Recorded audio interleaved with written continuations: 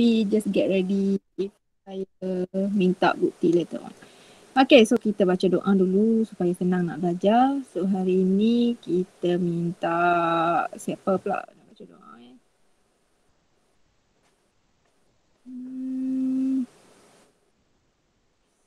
siapa ada sini?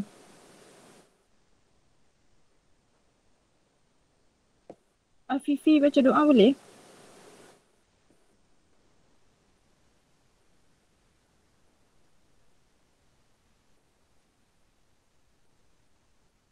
Fifi ada?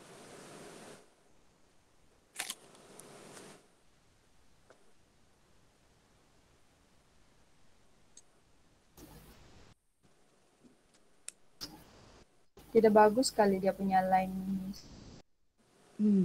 Mungkin lah. Okay, so kita minta macam biasalah Hisham tolong bacakan doa. Boleh. Okay. Bismillahirrahmanirrahim. Allahumma inna hamdan wa hasan wa a'udzu wa a'udzu wa a'udzu wa a'udzu wa a'udzu Allahumma inna min al-'afiyati min al-'adhabi jahannam wa min fitnati al-mahya wal mamat wa min fitnati al-mahya wal mamat wa min sharri fitnati al-dajjal. Allahumma inna a'udzu min 'ilmin la yanfa' wa min qalbin la yakhsha wa min nafsin la tadhkar wa min da'watin la yustajab laha. Rabbana atina fid dunya hasanah wa fil akhirati hasanah wa qina adzabannar. Sallallahu ala sayyidina Muhammad wa ala alihi wa sallam. Alhamdulillah. Okay, so thank you Syam. Alright, so for today, okay, my objective for today adalah untuk sambung discussion on chapter 4.4, which is reaction of organic chemistry, and then followed by chapter 5.1, alkane, naming of alkane. So basically fokus hari ni dua benda tu lah. Okay, so naming sebab saya dah marking, and siapa yang saya marking tu dia nampak lah saya bagi balik your paper tu and agak merisaukan lah. Okay, so that's why kita perlu discuss so that you tahu dekat mana yang you should pay attention lah. Okay, so kita start dengan chapter 4.4 dulu sebab that is basic for the rest of the chapter untuk organic ni. Okay, so saya share screen dulu.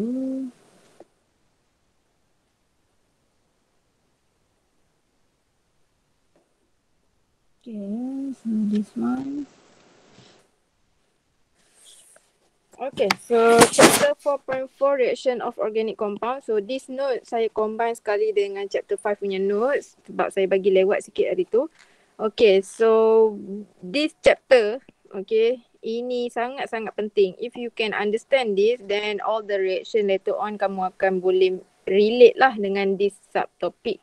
Okay, so first thing you should know there are two type of bond cleavage. Okay, ada homolytic, ada heterolytic. So kena tahulah bila berlakunya homolytic cleavage.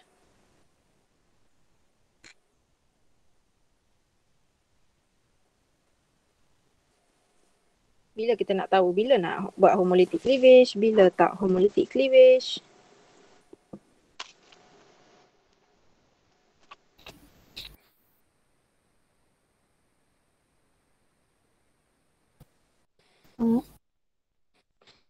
Yang homolytic cleavage tu untuk form free radical kan, Miss? Ya, okay. So homolytic cleavage will form free radical. Tapi macam mana kita nak tahu bila berlakunya homolytic cleavage ni? So homolytic cleavage usually occur between molecule yang apa? Ataupun atom apa? Contoh kalau Halogenation. Halogenation kan. Okay, BR dengan BR. Okay, so actually dia ada reason lah kenapa BR dengan BR ni boleh undergo homolytic cleavage. Okay, sebabnya kamu rasa sebab apa? Sebab dia covalent Electronegativity. Yes, good. Okay, so the answer is electronegativity. Okay, so recall balik. Ini electronegativity ni, kalau siapa yang problem, so baca balik apa definition dia. Okay, so saya cakap je lah dekat sini. Electronegativity is tendency of an atom to attract electron toward itself. So maksudnya sekarang ni, dua-dua ni they have the same electronegativity.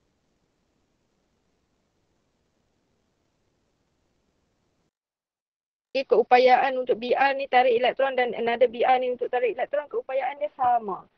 Okay, so bila sama, so dekat bond ni ada 2 elektron. So bila keupayaan dia untuk tarik elektron tu sama, that means this electron here will be divided equally.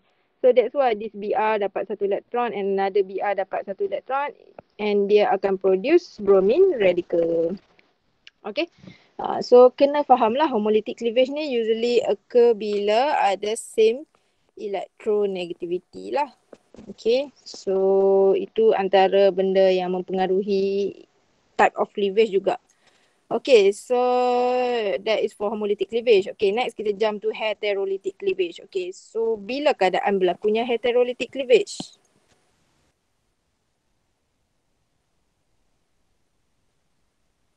Bila kamu jumpa case yang macam mana? Contoh?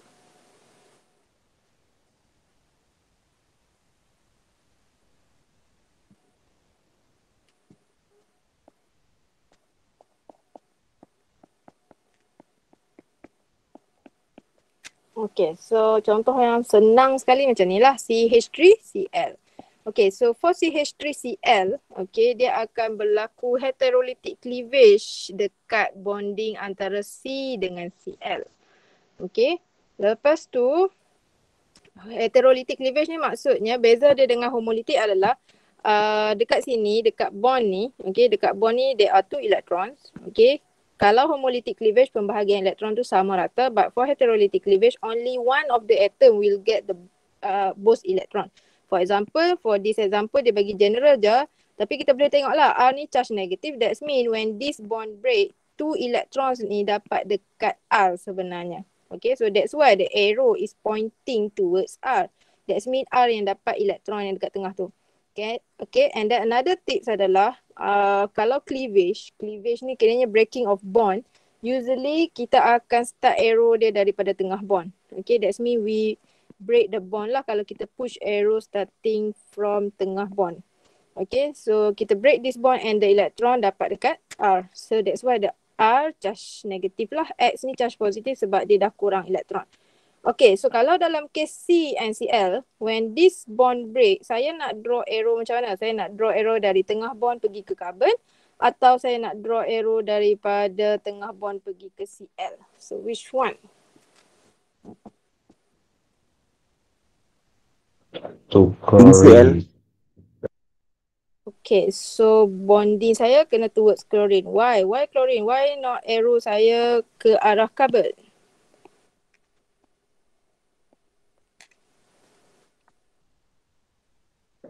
Chlorine is more electronegative. Yes, good. Okay, so I can see that some of you dah mula faham.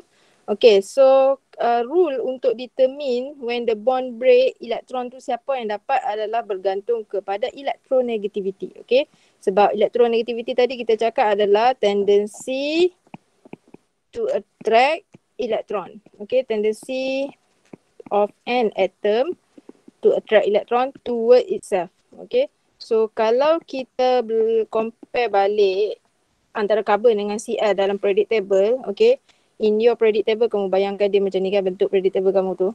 Okay, so carbon lie somewhere here, Cl sepatutnya bawah sikit. Cl macam tu. Okay, so kiranya beza dia adalah Cl ni lebih ke jauh ke kanan. Okay, far to the right. Okay, sebab dia group 17 and then carbon group 14. Lepas tu dia ke bawah sikit. Okay. Alright, so kiranya antara carbon dengan Cl actually Cl is more electronegative than carbon. Okay, so maksudnya tendency of Cl to attract electron toward itself lebih kuat daripada carbon. Kiranya kalau ada dua benda macam kamu dengan kawan kamu tu Cl. Tapi kawan kamu tu dia punya kekuatan dia untuk tarik elektron tu lebih kuat. So maksudnya elektron tu akan dapat dekat kawan kamu lah. Okay, so that's why Cl yang dapat the electron. If let's say kamu tahu this is heterolytic cleavage but you push the arrow towards carbon, so salah lah. Okay. So this kind of thing maybe saya sebut dalam video, maybe saya tak sebut. So kena take note lah kalau saya sebut, tak apalah. Okay, so ini macam contoh ni. Okay, kalau let's say this bond break, elektron tu dapat dekat B, so B akan jadi anion lah. Okay. And then kalau dapat dekat A akan jadi anion. Okay, so itu antara benda penting about cleavage. Okay, next one you should know ada reaction intermediate. Okay, what is reaction intermediate? Ingat lagi?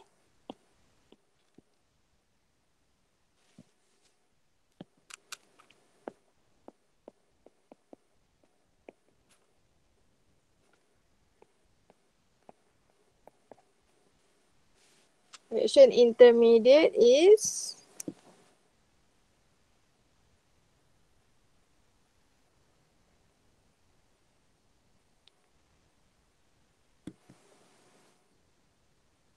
okay, so reaction intermediate adalah tengah-tengah lah between reactant and product. Okay, so usually kita nak reactant, kita terus produce product kan. Itu yang kita selalu jumpa. But actually, sebelum reactant tu menghasilkan produk, reactant tu akan menghasilkan reaction intermediate. Okay, lepas tu reaction intermediate ni usually unstable. So, it will try to form product as soon as possible lah. Okay, so example of reaction intermediate ada 3, carbocation, carbon ion, free radical. Okay, and usually all 3 reaction intermediate ni you will encounter dalam mechanism. Okay, so for today you can see that ada video kan yang free radical mechanism tu. Okay, so that is your first mechanism. Kamu ada lagi banyak lagi mechanism yang lain. Okay, so usually reaction intermediate kamu akan jumpa dekat dalam reaction mechanism tu lah. Okay. So reaction intermediate adalah carbocation, okay, carbon ion. Carbocation ni basically carbon yang bercharge positif. Okay, so jarang kita nampak carbon yang bercharge positif, tapi ada, okay, for example like this case here. Okay, so carbon ni bonded to 3CH3. After that, bonding antara carbon dengan Cl tu akan break lah. Okay, so if the bond break, tadi kita baru je discuss, the electron Cl tu yang akan dapat sebab Cl is more electronegative. Okay, so bila Cl tu dapat elektron, Cl bercharge negatif lah, Cl minus, while carbon dah jadi charge positif. So carbon yang bercharge positif ni, inilah kita panggil carbocation. Okay, and carbon yang bercharge positif ni electrophile ke nucleophile?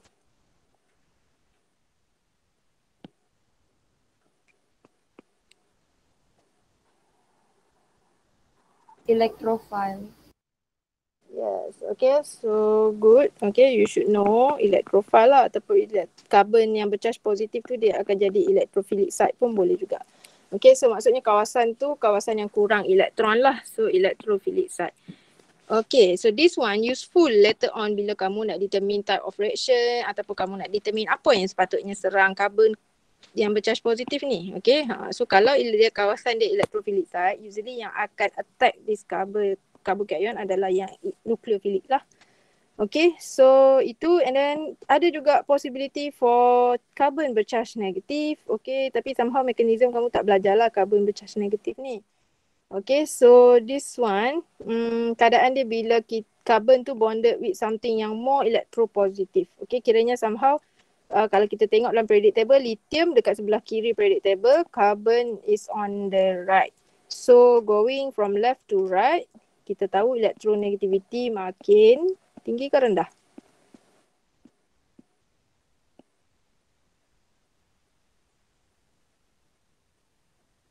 Going from left to right in periodic table, electronegativity will increase.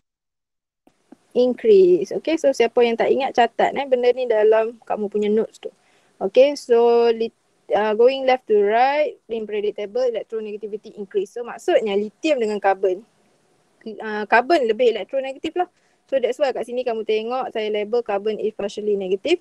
Okay, and then lithium partially positive. So maksudnya in this case, okay, kalau the bond break between carbon and lithium, carbon tu yang akan dapat elektron sebab dia lebih elektronegatif. Dia punya tendency untuk, carbon punya tendency untuk attract electron is higher than lithium. Okay, so that's why this carbon bercharge negatif. Ini kita panggil carbon ion. Okay, so kali ni this carbon since charge negatif, so dia jadi nucleophilic site lah kawasan carbon tu. Okay, so itu. And then next one, free radical. Okay, so free radical simple je macam mana free radical terhasil. Homolytic cleavage tadilah. Okay, so bila bond break, dia share elektron tu dia bagi satu-satu equally dan dapatlah Cl radical. Okay, syarat untuk form free radical usually kena ada UV ataupun light ataupun H nu ni. Okay, yang kita guna ni photon energy. Okay, so kena ada benda tu sebab kalau tak ada, dia macam kita assume macam reaction tu tak berlaku. Sebab apa? Kamu dah tengok video tadi kan? Ada yang dah tengok. Tapi kalau yang belum tengok, UV ni function dia adalah untuk buat apa?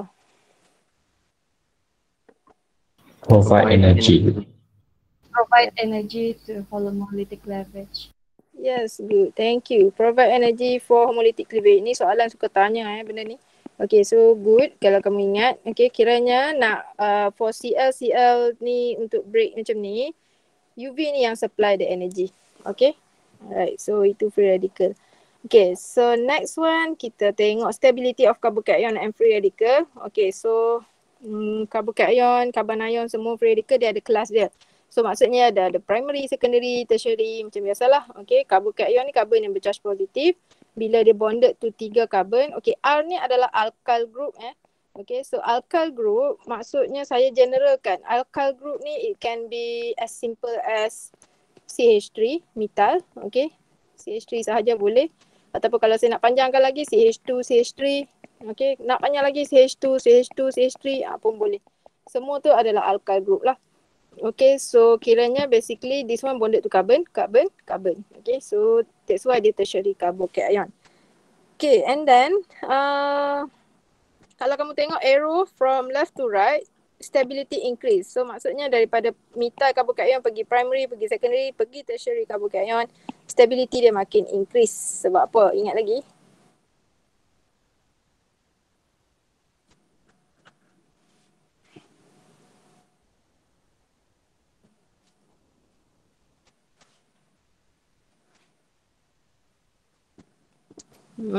Okay.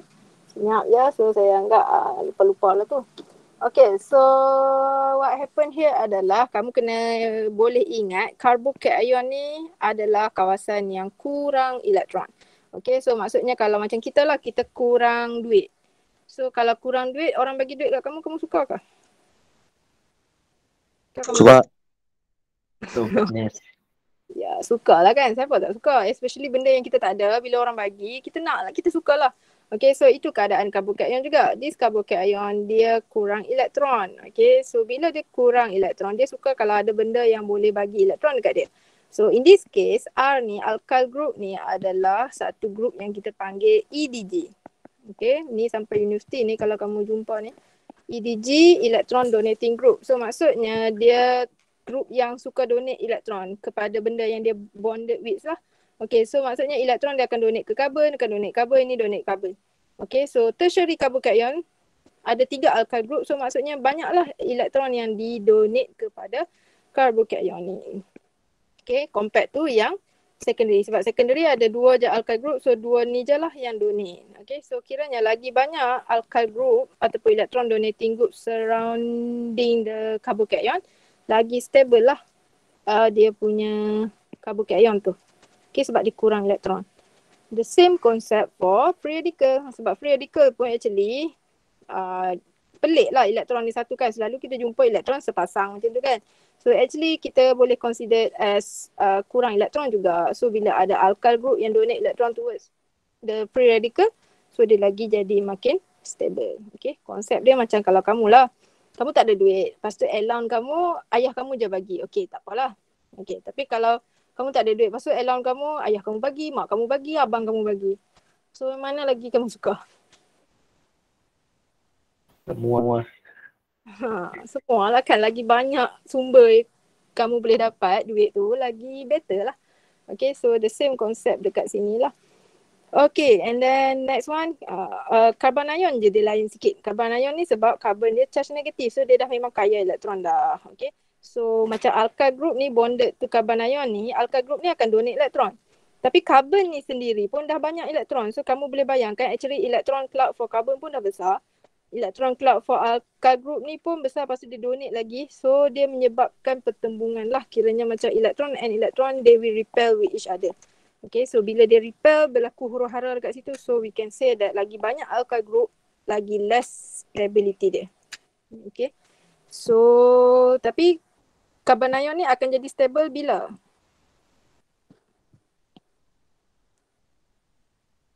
Bila kurang tu apa? Yang EDG. Ya, dekat sini, dekat kurang EDG ni betul. Okay, so macam Ini primary carbocation dengan secondary, primary ni lagi stable lah sebab kurang yang donate elektron tu. Okey, selain daripada tu, cara nak stablekan carbon ion.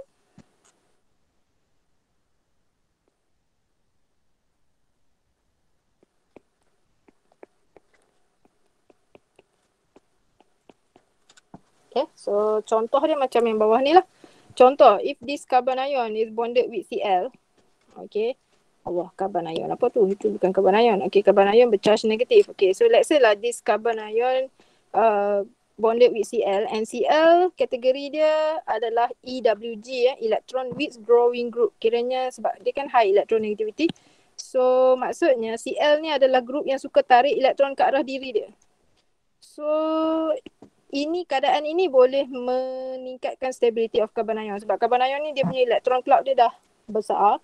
So banyak elektron, so dia jadi unstable. So bila ada sumber yang boleh tarik sikit dia punya elektron, dia akan jadi lagi stable lah. Okay.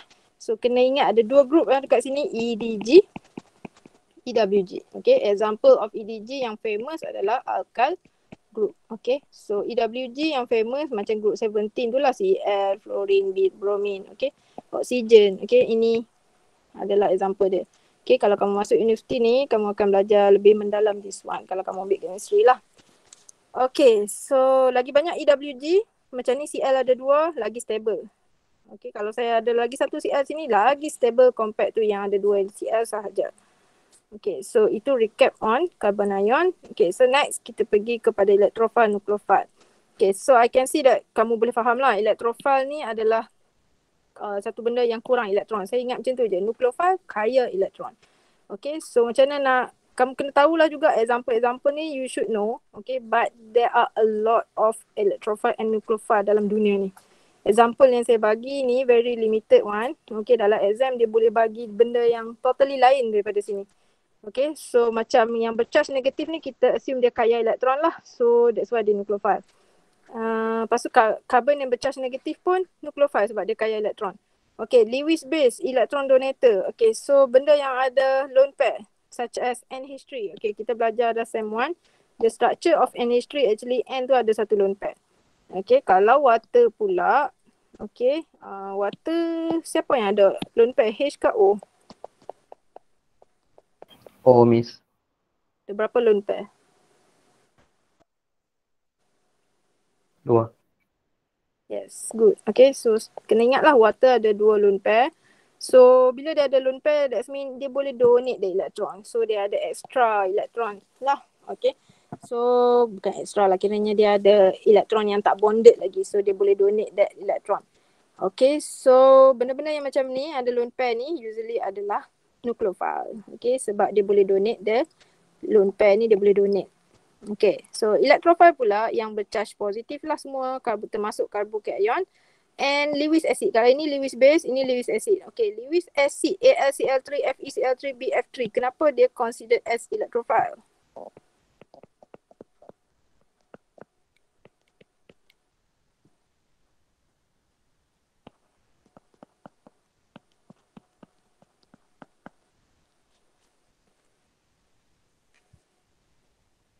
Electrophile. Kenapa dia kurang elektron? Dekat mana yang kurang elektron tu actually? Dekat AlCl3, dekat BF3 ni? Dekat Al, Miss. Yes, okay. Dekat Al, dekat B, dekat Fe ni yang kurang elektron. Okay, ini kita belajar masa SEM 1. Okay, bebal semua tu kan. Kalau kita belajar, kamu masih ingat, Al ni bila kita buat dia punya hybridization tu, okay, lepas tu kita akan dapati ada empty orbital actually. Okay, so bila ada empty orbital, that empty orbital yang dekat Al tu can accommodate elektron daripada benda lain lah. So maksudnya dia boleh accept elektron. Okay, dia sepatutnya octet ni tapi dia tak octet kan, dan dia boleh ditinggalkan dalam keadaan tu. So maksudnya dia ada empty orbital yang boleh elektron lain masuk. Okay, so that's why dia adalah electrophile. Okay, and then oxidizing agent ni adalah example of electrophile juga. Okay, tapi saya nak kamu yang betul-betul, saya nak kamu hafal yang wajib adalah this one. Okay, so please hafal yang ni sebab saya punya style adalah if you remember this one, ini kena tahulah, tapi tak adalah nak perlu hafal every single thing sebab dia ada etc. tu. Dia ada banyak lagi actually. Okay. So susah. Kalau dia bagi kamu benda lain, SOCl2 ke apa, kamu dah pening dah. Okay. So dalam kes ni, electrophilic site kita adalah ini je yang dalam silibus kamu. Okay. Nucleophilic site ini je yang dalam silibus kamu. So kalau kamu hafal yang ni, kamu boleh jawab soalan yang seterusnya. Okay, so contoh karbonil. Okay, so if you encounter, tak kisahlah carboxylic acid ke apa ke, tak kisah, asalkan dia ada C double bond O, tak kisahlah sini OH ke, ataupun C double bond O, kiri kanan carbon ke. Okay, macam ni keton kan. Okay, kalau aldehyde C double bond O, tepi ni H, ini carbon, tak kisahlah. Okay, so dalam keadaan yang macam ni, so C double bond O ni, okay, especially that carbon lah, this carbon here. Okay, kawasan yang kaya elektron kan miskin elektron.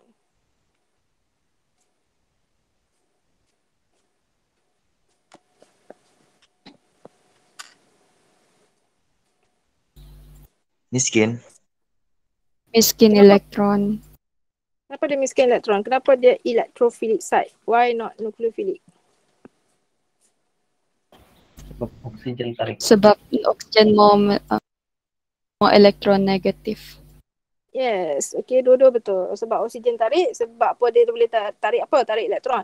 Sebab apa tarik elektron? Sebab oksigen is more electronegative. So kamu boleh faham lah. Okay, so oksigen dengan carbon is more electronegative. So maksudnya elektron tu akan pull towards O lah. O akan dapat elektron yang banyak. Okay, carbon kurang elektron. So bila carbon kurang elektron, so that's why carbon is partially positive. Okay, so dalam kes ni semua macam tu. Okay. So dalam keadaan ni macam ni, carbon ni is considered as electrophilic site. Okay, so itu cara nak faham dia lah. Instead of blindly hafal, you should know kenapa carbon ni adalah electrophilic site. Sebab bila carbon bonded with oxygen, oxygen is more electronegative. So elektron tu oxygen tarik. So maksudnya kita boleh bayangkan kalau ada electron cloud dekat sini. Electron cloud of oxygen tu besar, electron cloud of carbon tu kecil. So maksudnya carbon tu kurang elektron, partially positive. Okay. So the same concept for carbon bonded dengan XX ni haloalkane lah. For example, carbon bonded dengan Cl. Carbon bonded dengan fluorine. Okay, kita akan tahu carbon tu automatically akan jadi electrophilic site sebab fluorine dengan Cl tu tarik elektron ke arah dia. Menyebabkan carbon tu kurang elektron. Sama konsep dengan alkohol. Okay. O tarik elektron. So carbon kurang elektron. So jadi electrophilic site lagi. Okay, so itu untuk electrophilic site. Next one adalah nucleophilic site. Okay, nucleophilic site ingat. Simple je. Yang double bond, yang triple bond, termasuklah benzene ring ni adalah kawasan yang kaya elektron. Okay, so kawasan yang kaya elektron ni, 3 ni je lah. Okay, lepas tu bila nak guna benda-benda ni? Okay, nak guna benda-benda ni adalah dekat sini. Sebab saya tengok yang saya marking tu, ada 3 soalan kan, try this tu kan? Ni soalan ni. So ada yang salah 3. Ada yang bagi jawapan betul tapi tak tepat. That means dia tak spesifikkan. Okay, kena spesifikkan kalau soalan keluar. Tapi ini soalan objektif kan selalu. So kalau macam addition can be divided into 2. Okay, ada electrophilic addition, ada lagi satu nucleophilic addition lah. Okay, so itu for addition. Okay, substitution pun sama, can be divided into 2 juga. Nucleophilic, electrophilic substitution. Okay, so elimination tak ada, dia memang elimination satu je. Rearrangement pun memang rearrangement sahaja. Okay, so kalau 2 benda ni kamu kena spesifik, dia nucleophilic ke electrophilic. Okay, so kita tengok. Sekat sini lah kita tengok example terus. Okay, so try this. This one. So dia bagi kamu this structure here dalam bentuk condensed structure. Okay, so if you feel like tak nampak lah apa yang berlaku dalam condensed structure ni, you can try to expand the structure. Okay, you don't have to expand every single thing. Just expand on benda yang berbeza tu je. Okay, so for example over here saya expandkan C bonded dengan H and bonded dengan OH ni saya expandkan. So I can see that C ni initially bonded to OH, but after this reaction, C dah bonded to Cl. That means OH tu dah keluar pergi tempat lain. Okay, so dalam keadaan ni, adakah ini berlakunya elimination? Sebab saya tengok ada yang bagi jawapan elimination. Adakah saya buang terus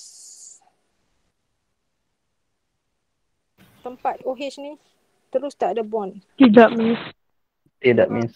Dia bukan buang kan, dia more to like ganti, substitute. Okay, actually what happen here adalah substitution. OH is substitute with Cl. Okay, Cl tu datang mana? Datang daripada SOCl2 ni lah. Okay, so we know that this reaction is a substitution reaction. Okay, so kita dah boleh tulis lah. Okay, substitution. But baru tadi saya cakap substitution ada dua, nucleophilic ke electrophilic. So how to determine? We need to look at apa?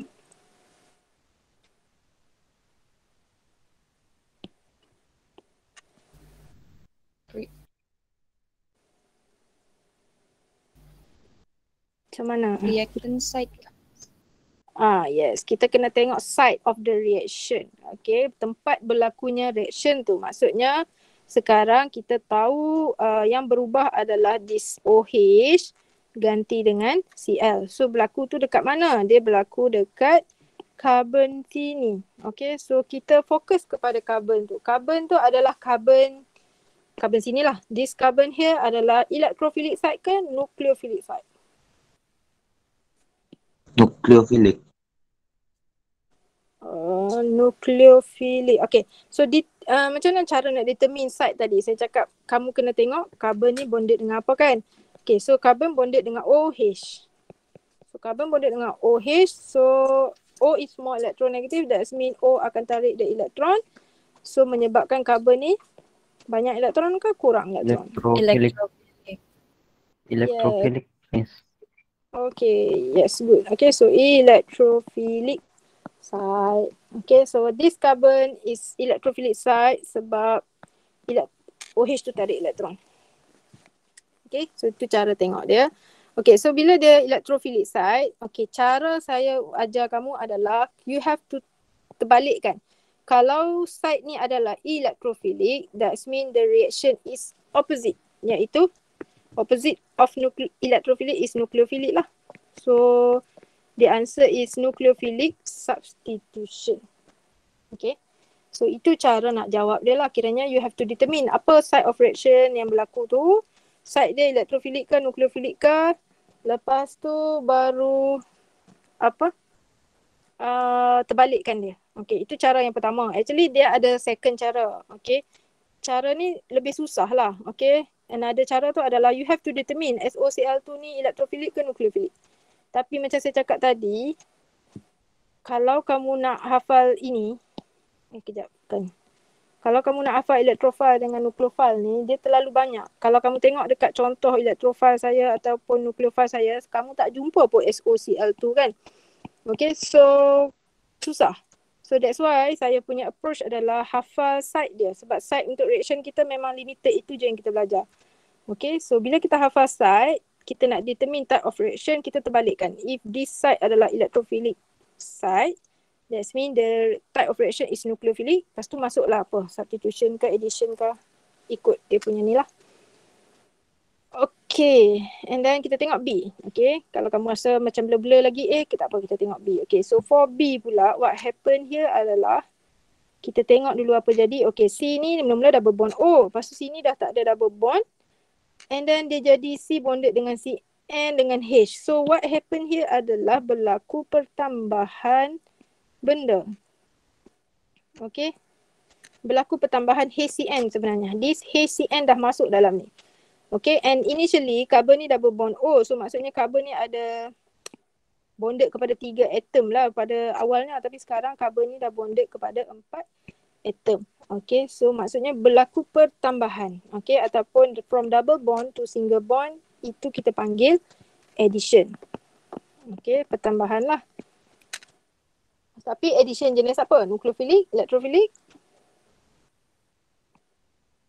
Nucleophilic. Yes, nucleophilic addition. Okay. So, nucleophilic addition. Ini pun cara macam tadi juga kita fikir. C initially bonded dengan double bond O. Okay. C dengan O lebih electronegative. So, carbon less dia carbon partially positive lah. So bila carbon partially positif, so maksudnya carbon adalah electrophilic site. Lepas tu saya cakap kalau electrophilic site tempat berlakunya reaction, nama reaction tu, type of reaction tu adalah terbalik, iaitu nucleophilic, lepas tu addition. Okay, boleh faham ke? Ada soalan? Tiada, Miss. Okay, alright. No, Miss. Okay, kalau tak ada, next kita move to C. Okay, C pula. Okay, ini ramai letak elimination. Kenapa kamu rasa this is elimination?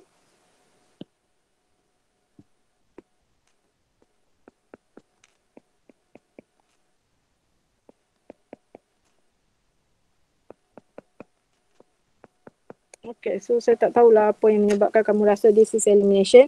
Okay, so this is actually benzene. Okay, cuma benzene yang dilukis dalam bentuk calculus structure tu lah. Okay, so this one, benzene ni sebenarnya macam ni. Okay, and since dia dalam bentuk skeletal, actually ada hydrogen dekat tepi-tepi ni.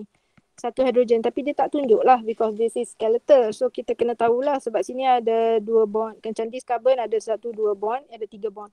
So maksudnya sini ada satu H yang dia tak tunjuk sebab skeletal structure kan. Okay, so what happen here adalah, okay, H tu dia substitute dengan NO2. Okay, H yang dekat tempat lain masih wujud. Okay, so maksudnya berlakunya substitution dekat sini. Bukan elimination. Elimination tu maksudnya hilang terus. Elimination cara nak detect dia macam mana, saya ada bagi tips kan dalam video. How to detect elimination.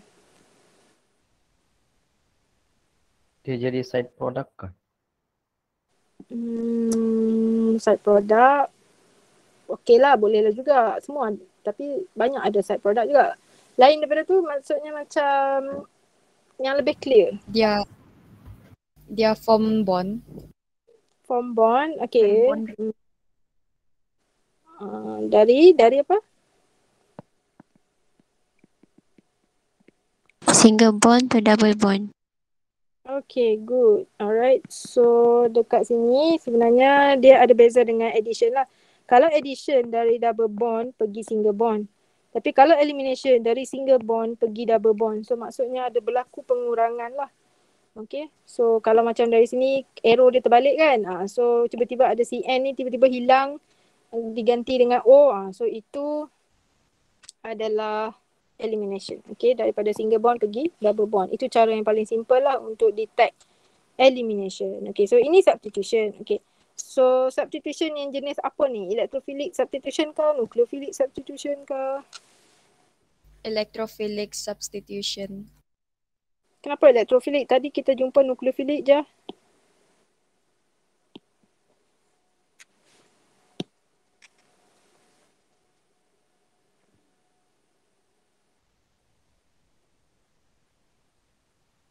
Okay, so apa side reaction kali ni?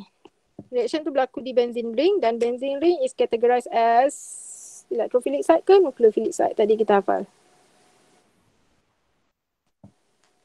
Electrophilic. Benzene ring. Okay, kita tengok balik. Benzene ring. Ini. Okay, so this is benzene ring is classified as? Nucleophilic. Yes. Okay, so benzene ring is classified as nucleophilic site. So maksudnya kalaulah site of this reaction adalah nucleophilic site, so reaction tu nama dia akan terbalik iaitu electrophilic lah. Okay, so ada yang letak electrophilic substitution tapi saya pangkah sebab Lupa aromatic. yeah, so this is benzene ring. So benzene ring is an aromatic compound, so you should write electrophilic aromatic substitution. Okay, so itu baru answer dia yang complete dan tepat. Okay. Alright, so basically done for type of reaction. Okay, sebab nanti dalam chapter-chapter yang seterusnya kita akan belajar banyak jenis reaction. Okay, so actually kalau kamu tengok reaction tu, kamu dah boleh fikir dah apa type of reaction dia without hafal. Kalau kamu betul-betul faham ini. So at least kamu dah selamat dah untuk soalan UPS kamu. Kalau keluar type of reaction yang untuk chapter-chapter seterusnya memang dah settle lah. Okay, so itu function dia lah. Okay, and then ada soalan before saya move to chapter 5.1?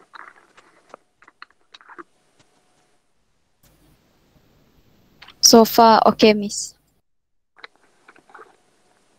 Okay, alright. Kalau okay, so next kita move to chapter. Oh, quizzes pun belum. Okay, so kita tengok quizzes dulu lah. Ini simple question je, tapi saya perlu highlight kan. Okay, so ini quizzes on functional group. That's mean we are still in chapter 4 lah. Okay, so soalan ni dia tanya what is the functional group of the compound. Tapi 64% je yang boleh jawab dengan betul. Okay, so the rest dia jawab ketone. Okay, so apa beza ketone and carbonyl ni? Memang betul, this is ketone. Tapi kenapa jawapannya salah? Ketone tu class of compound, carbonyl tu functional group. Yes, good. Okay, so ketone is considered as class of compound. Okay, so you should be able to differentiate. Okay, kalau soalan tanya class of compound dengan functional group adalah dua benda yang berbeza. Ini sama juga dalam assignment kamu. Saya tak nak kamu bulatkan si double bond O ni, lepas tu kamu kata dia adalah ketone. Okay, so benda tu simple tapi hilang satu markah free dekat situ. Okay, so carbonyl adalah dia punya functional group. Okay, so please read the question carefully. Okay, so jangan buat kesalahan yang ni lah. Yang sayang ni. Okay, so this one, what is the functional group in the compound? Okay, so now kita tengok carbon bonded to Cl. Okay, so functional group dia adalah Cl ni sendirilah. Okay, so adalah halogen. Okay, so bukan haloalkane. Haloalkane ni adalah dia punya class of compound dia. Okay, so next kita tengok ini pula. Which of the following compound has hydroxyl functional group? Okay, hydroxyl functional group adalah functional group apa? Alcohol. Yes, functional group for alcohol. Alcohol adalah something yang bonded with OH. Okay, so maksudnya A salah, B salah. B walaupun ada OH tapi dia ada C double bond O. So dia jadi carboxyl group bukan hydroxyl. So hydroxyl adalah C. Okay. Lepas tu next one. The compound shown are isomers. Okay, so the answer is isomer ke tak ni? Kalau tak clear. Isomer. Kenapa dia isomer? Macam mana nak tahu something tu isomer ke tak? Dia branch. Branch? No, before that. Kalau semua benda branch, nanti kita letak. Bilangan karbon sama, Miss. Yes. Okay, Jane. Thank you. Okay, betul. Bilangan karbon dan hidrogen dia sama. So, maksudnya ataupun bilangan karbon, hidrogen, kalau ada oksigen pun, dia mesti benda yang sama. So, contoh masa saya nak jawab this question, first thing adalah saya kira bilangan karbon dan hidrogen tu. So, this carbon ada 1, 2, 3, 4, 5. Okay, lepas tu tambah yang ni ada 6. Okay. So, ini pula 1, 2, 3, 4, 5, 6. Okay, 6 karbon. Lepas tu saya kira lah hidrogen 3, 6, 9, 12, 14. Okay, lepas tu ini 3, 6, 9, 10, 11, 12, 13, 14. Okay, so sama. So, bila dia punya number of carbon C6H14 dua-dua, tapi structure dia susunan structure dia berbeza, itulah isomer. Okay, sebab kalau ikut definition isomer adalah compound yang ada same molecular formula. Formula dia sama, maksudnya bilangan karbon, bilangan hidrogen dia sama, tapi dia punya susunan tu lain. Okay, so that's why the answer is yes. Okay. Kalau spesifikkan, ini isomer jenis apa ni? Sebab kalau isomer, structural isomer ada 3. Ada chain, positional and functional group isomer. So this one is considered as? Chain isomer. Yes, so this is chain isomer. Betul. Okay, sebab position dia kita ubah chain dia daripada 5 karbon yang panjang. Ini dah jadi 4 karbon yang panjang. So yang lain tu branch. Okay. Alright, so next kita tengok ni, this one. How many structural isomer exist for hexane? Okay. So ini kena cubalah actually. Structural isomer ni dia fokus kepada chain lah sebenarnya. Kalau hexane ni straight macam ni. Okay, so cara nak lukis chain dia adalah kita pendekkan dia punya bond, main chain dia. Ini ada 5 carbon yang panjang. So another carbon saya letak sini. Okay. So this one CH2, CH2, CH3. Okay, so ini dah jadi isomer of hexane lah. Lepas tu kita boleh buat lagi. Kita boleh pendekkan lagi. So kalau saya pendekkan 4 pula. 1, 2, 3, 4. Lepas tu CH3 saya letak sini. CH3 sini. Okay, so ini pun isomer dia juga. Okay. And then boleh lagi. Apa lagi?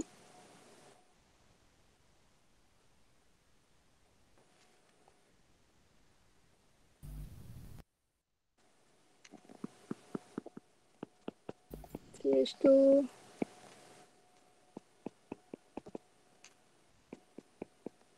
Okay, so next one, this one pun boleh juga sebenarnya. Okay, so dia masih 5 carbon panjang dia, tapi saya ubah kedudukan CH3 tu. So this one, my CH3 is at carbon number 2. Okay, this one, my CH3 is at carbon number 3. So kalau nama dia, kita dah belajar bagi nama kan? So apa nama for this one? The parent name is 5 carbon, so parent dia adalah? Pentane. Pentane. Okay, good. So the parent name is pentane. Then how about the branch? The branch is called as Methyl. methyl at carbon number 3. 3. 3. So mean 3 methyl. Okay, so how about this one pula? 2 methyl pentane. Yeah, parent dia masih 5 carbon, so pentane. Okay, so ini masih methyl. Cuma beza dia at carbon number 2, so 2 methyl pentane. Okay, possible ke 4 methyl pentane?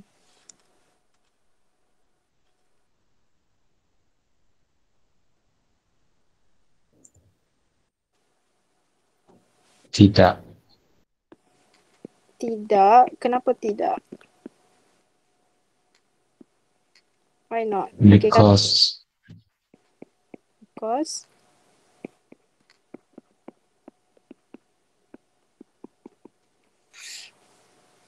okay, kalau saya anggap macam for example this one CH3 ni saya rasa macam dia macam carbon number 4, tapi kan kita belajar rule untuk naming. Okay, we can start numbering from the left or from the right, from the below or above, tak kisahlah dari mana pun, tapi kita start numbering daripada side yang paling dekat dengan dia punya substituent. Okay, so substituent kita is over here, CH3 kita kat sini, bonded to this carbon here. So maksudnya we should start counting from the left. Okay, kita patut start kira dari kiri supaya this methyl dapat number yang rendah. Kalau kamu start counting daripada kanan, kamu akan dapat dia number 4. Tapi actually itu salah lah, ikut rule salah. So that's why tak ada 4 methyl pentane, tak ada. Okay, so itu je. Okay, so sekarang baru ada 1, 2, 3, 4. Okay, tapi jawapan dia ada 5 isomer of hexane. So another one should be macam mana?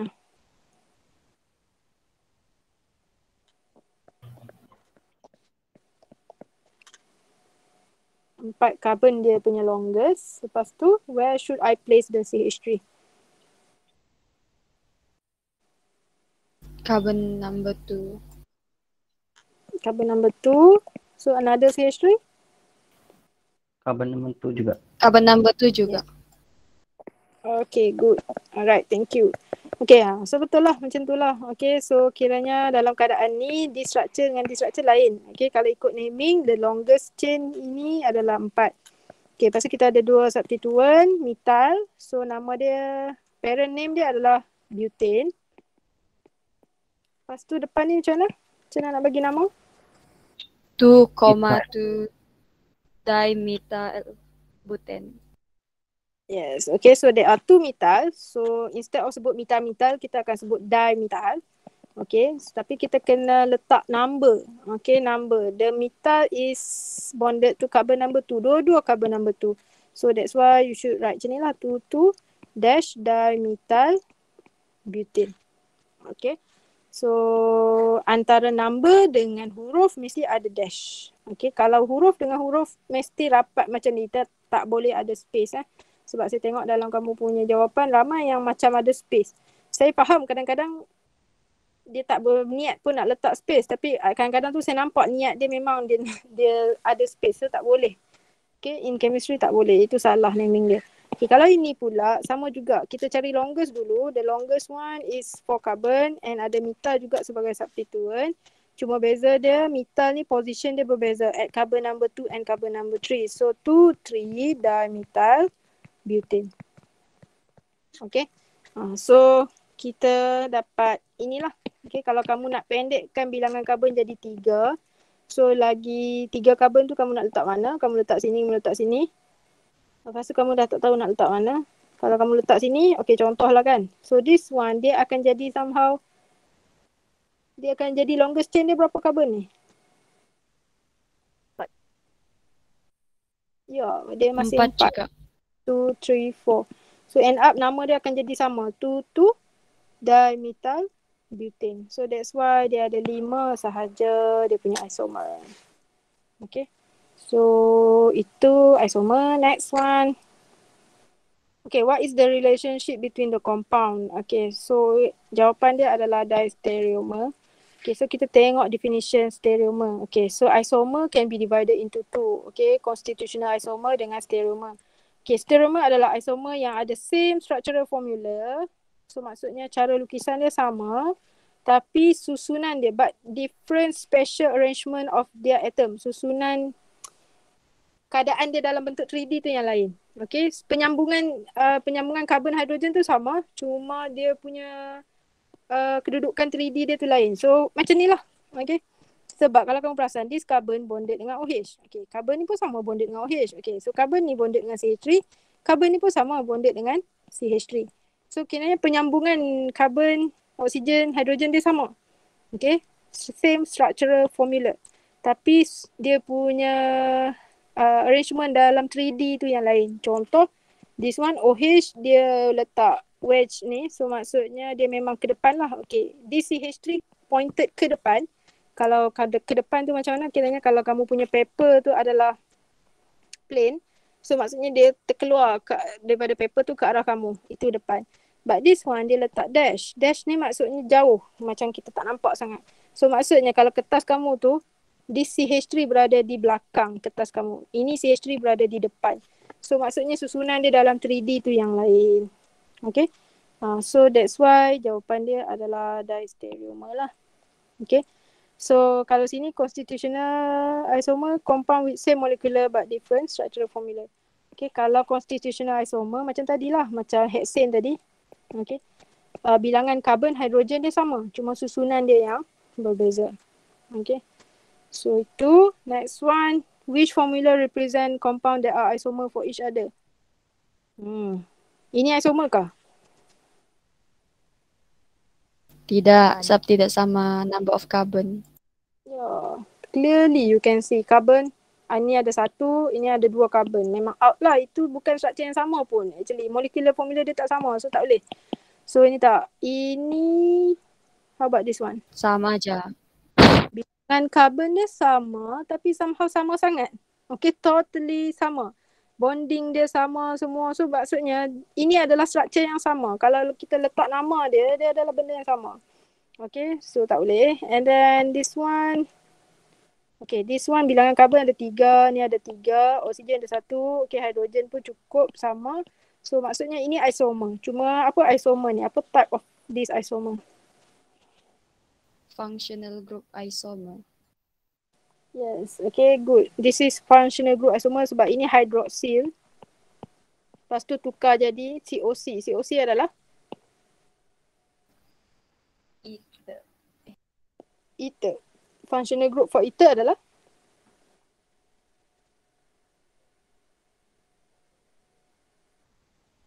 Alkoxy.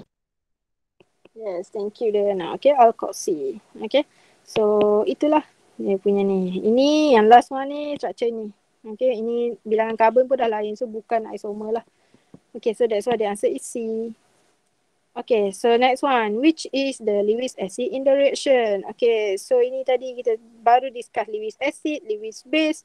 Lewis acid ni is categorized as electrophile sebab dia ada empty orbital. So, dekat sini yang mana Lewis acidnya?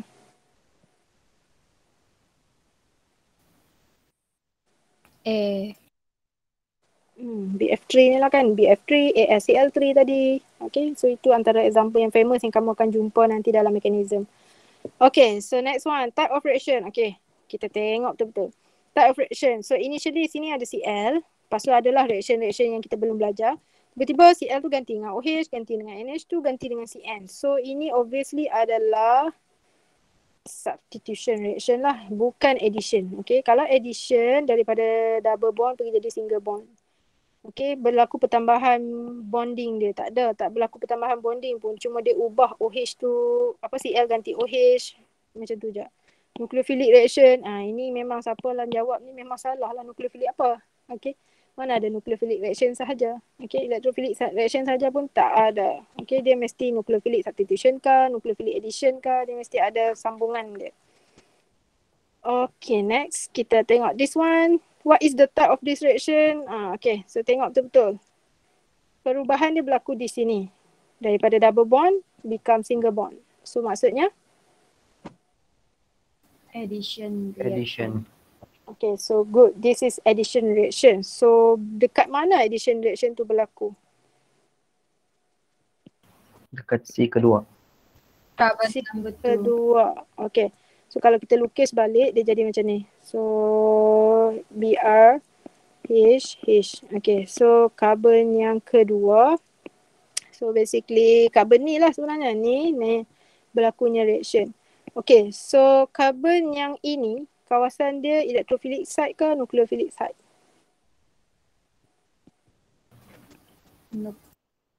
Nucleophilic. Okay, good. Alright, so kena hafal lah. Benzene ring, double bond, triple bond adalah kawasan yang kaya elektron, so nucleophilic site. So reaction that occur at nucleophilic site kita terbalikkan. So jadilah electrophilic addition. Okay, so that's why the answer is B. Okay, next. Name this molecule. Naming. Okay, sempatlah kita belajar naming sekejap. Okay, so this reaction. Okay, cara untuk naming. First thing, jangan tinggal this concept. You have to find dia punya parent chain dulu ataupun main chain kadang-kadang saya sebut. Okay, parent dia kena cari yang the longest carbon, the longest one yang ada lah. Okay, so this one, apa parent dia? CH3. CH3. 3 sahaja. Tengah ni ada apa ni? Bukan. C. Ethane. Ya, ini ada carbon Okay, so sini ada carbon yang bonded dengan fluorine dan carbon yang bonded dengan CH3. So basically parent dia adalah dua-dua ni. Okay, so dua carbon kita panggil sebagai Ethane. ethane. Ethyl. Okay, so parent dia adalah ethane, bukan ethyl. Okay, ethane parent. Okay, lepas tu kita tengok. Okay, fluorine ni adalah substituent. Fluorine sebagai substituent, we call it as, kita panggil apa? Fluoro. Yeah, fluoro. Okay, so fluoro. Good. Okay, so fluoro ni attach pada carbon number 1 ke carbon number 2? Number 1. Yes, okay. Rule yang seterusnya adalah you have to make sure kamu punya substituent tu attach pada carbon yang paling kurang lah number dia kalau boleh. Okay, so like this one you have two options. Sama ada you start numbering number 1 from yang CH3 ni ataupun number 2 dekat sini lah. Ataupun another option adalah number 1 sini, number 2 sini. But as you can see, since substituent ni bonded kepada this carbon, okay, kita nak fluorine ni dapat number yang rendah. So kita akan start numbering daripada carbon yang ini. So number 2 dekat sini. So that's why dia jadi 1, 1, 1. 3 kali 1 sebab ada 3 fluorine. 3 fluorine kita panggil difluoro ke trifluoro? Trifluoro. Trifluoro. Yes, trifluoro. Allah, nak bagi mana pula. Okay. So trifluoro. Okay, ejaan kena betul. So kalau jauh macam ni kena rapatkan dia punya silaturahim dia. Okay, so alamak tak boleh. Dapat dah. Okay, so 111 trifluoroethane. So jawapan dia adalah D. Ada yang bagi C, dia tak letak number. Ada yang ni, dia tak perasan ke sini. Mungkin dia tak perasan sini ada carbon. Okay. So ini tak boleh lah, jangan asingkan methyl methane. No. Since dia 2 carbon, so dia boleh jadi ethane. Okay, cari longest dulu. rule untuk naming adalah longest carbon chain tu penting. Okay. So next one, what is the IUPAC nomenclature of this compound? Okay, so this compound here, first thing cari apa? Longest carbon chain. Yes, longest carbon chain, parent dia. Okay, so jangan terus nampak, oh cyclic lah jadi parent. Kadang-kadang cyclic boleh jadi substituent juga. So kita tengoklah keadaan. Okay, so this one cyclic ni ada 4-5 carbon. Okay, so ini kalau kita longest dia 1, 2, 3, 4. Okay, so ini 4. Jangan kamu buat macam ni 1, 2, 3, 4, 5, 6. Tak boleh. Dia tak boleh macam tu. Kalau cyclic dia kena asingkan. So ini longest dia 4. Yang dalam ni 5. So siapa parent? Cyclic. Okay, yang cyclic ada cyclic parent. So the parent name is? Cyclopentane. Yes, good. Okay, so the parent name is cyclopentane. Okay, kita start dengan parent. Okay, so since ini dah parent, lepas tu kita nak kenal pasti kita punya substituent punya nama. Okay, this substituent nama apa? Satu carbon je. Methyl. Okay. How about this one? Sec-butyl. Yes. Okay, so ini ada 1, 2, 3, 4 carbon and dia bonded dengan carbon ni bonded dengan carbon yang secondary. Saya fikir macam tu. Okay, so dia adalah secondary butyl sebenarnya, sec-butyl. Okay, so kita dah tahu dah nama substituent. Okay, so next thing adalah kita nak tengok apa pula Kalau secondary butyl, numbering main peranan. Tapi numbering ni kena kaitkan dengan alphabetical order kadang-kadang. Okay, so kalau secondary butyl, we should look at S ke B untuk alphabetical order dia? B. Yes, okay, kena hafal lah. Ini B. Okay, mana tahu nota saya. Okay, so notes, kalau kamu tak perasan dekat sini sebenarnya saya ada letak bukan, yang bawah ni. In alphabetizing, okay, kita kalau ada prefixes such as di, tri, tetra, sec, third, kita abaikan. Okay, kita tak tengok, macam sec-butyl tadi kita tak tengok S, kita tengok B.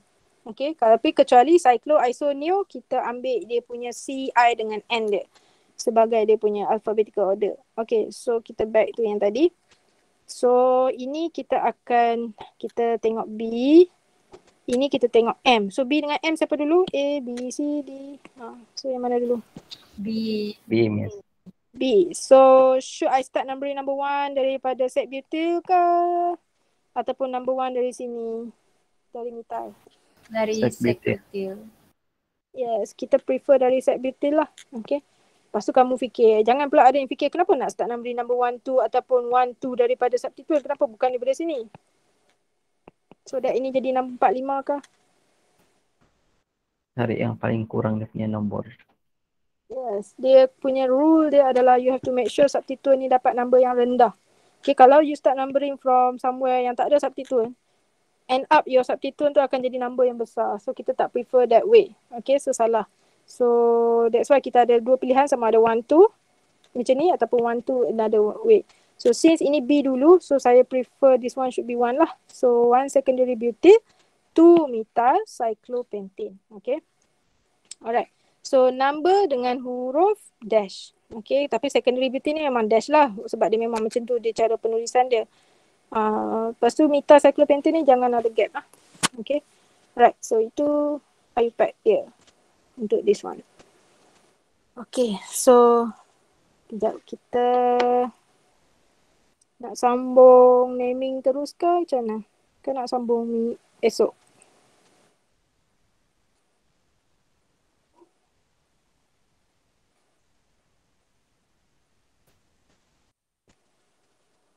Esok lah Miss, mau tengok video lagi.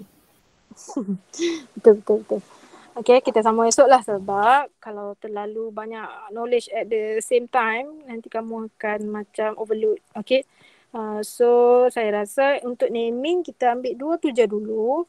Okay, lepas tu sekarang apa yang saya nak adalah saya berdasarkan apa yang saya marking tu, saya tengok ramai yang salah untuk naming ni. Okay, so kalau yang salah tu, saya tak bagi pun jawapan yang betul. So kalau kamu tengok ni jangan ni lah. what you need to do adalah kamu tulis lagi sekali your answer yang kamu rasa betul selepas kamu dah faham sikit-sikit dekat sini.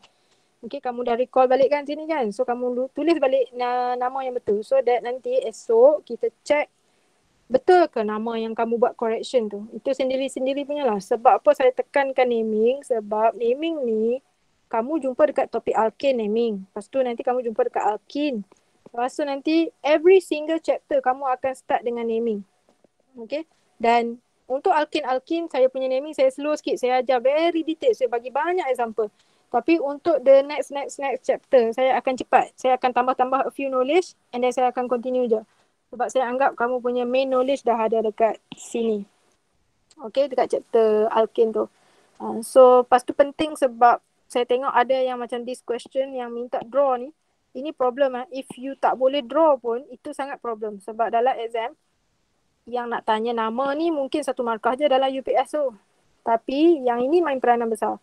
Sebab kalau kamu tak boleh draw, contoh soalan dia bagi satu soalan panjang. Dia bagi soalan tu dia kata tu secondary butane contoh. Reacted with ini, produce ini. Tapi kamu tak boleh nak draw the structure correctly. So macam mana kamu punya jawapan yang seterusnya tu memang akan salah. So that's why saya nak kamu belajar betul-betul lah naming ni. Okay. Alright. So I think itu je lah kot untuk hari ni. Kita stop dulu so that kamu boleh continue with kerja kamu yang lain dulu. Okay, so kalau tak ada apa-apa soalan ni. Ada soalan? So far jelas, Miss. Tidak, Miss. Okay, alright. Okay, kalau tak ada kita stop sini. So thank you semua. Kita jumpa esok. Thank you, Miss. Thank you, Miss. Thank you, Miss. Thank you, Miss. Thank you, Miss. Thank you, Miss. Thank you, Miss. Have a great day. Yes, thank you. You too.